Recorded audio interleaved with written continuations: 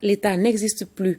Ces propositions du président de la Cour constitutionnelle, les membres du cadre d'action, de médiation et de veille ont rencontré cet après-midi ceux de la Cour pour échanger sur la situation socio-politique du pays. Sina Bachili a suivi la rencontre pour nous. La démarche de pourparlers des citoyens délégués vers l'institution qui a le dernier mot sur toutes les élections. À la Cour constitutionnelle, le cadre d'action, de médiation et de veille au Mali est venu en messager du peuple vu tout ce qui se passe et éviter la fronde sociale. Vérifier à la source, savoir comment les délibérations ont été faites et en tenir compte pour la suite de la médiation. C'est pourquoi l'équipe conduite par l'imam Ibrahim Kontao a d'abord visité la salle informatique, ensuite la salle où tous les fichiers électoraux sont gardés. Vous savez que les confessions religieuses et les organisations de la société civile ont mis en place un cadre d'action, de médiation et de veille pour s'impliquer dans la recherche de solutions aux problèmes auxquels le pays est confronté actuellement. Un problème très complexe et qui nécessite la mobilisation de tous. Et nous avons, dans notre plan d'action, d'organiser un certain nombre de rencontres qui sont des séances d'écoute. Et c'est dans le cadre de la mise en œuvre de ce plan d'action que nous sommes venus ce soir à la Cour constitutionnelle pour échanger avec la Cour constitutionnelle. Elle est beaucoup citée comme faisant partie des problèmes aujourd'hui. Et donc nous avons, dans le cadre de notre action, jugé nécessaire de venir à la Cour constitutionnelle échanger avec le président de la Cour constitutionnelle.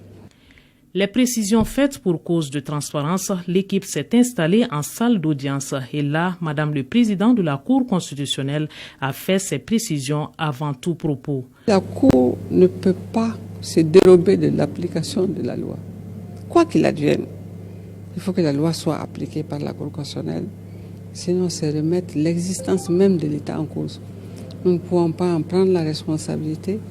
C'est comme ça au niveau de tous les pays du monde. Le Mali ne veut pas donner le mauvais exemple en faisant des choses comme ça. On vous a dit, des ambassades vous ont donné leur avis.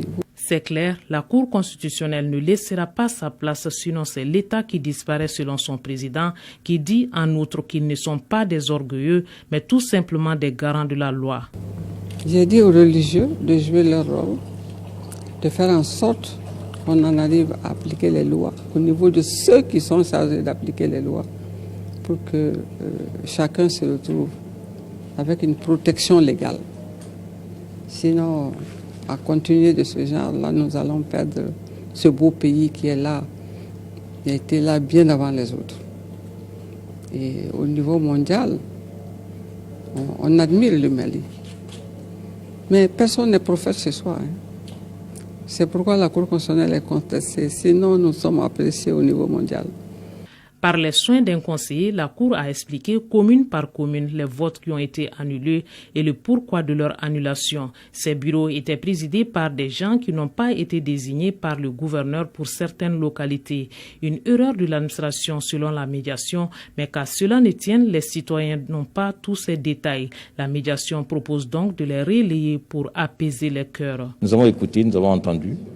Et puis, nous allons, dans notre cadre, réfléchir pour voir comment on peut intégrer toutes ces données dans nos démarches. Donc, en tout cas, on l'a écouté et nous sommes là pour comprendre. Et puis, on prendra, Inch'Allah, dans les moments à venir, des décisions allant dans le sens de la recherche de l'apaisement. Une séance d'écoute rare ici à la Cour constitutionnelle, pour ne pas dire un exercice inexistant, mais jugé bénéfique par les deux parties parce qu'il était nécessaire par ces temps qui courent.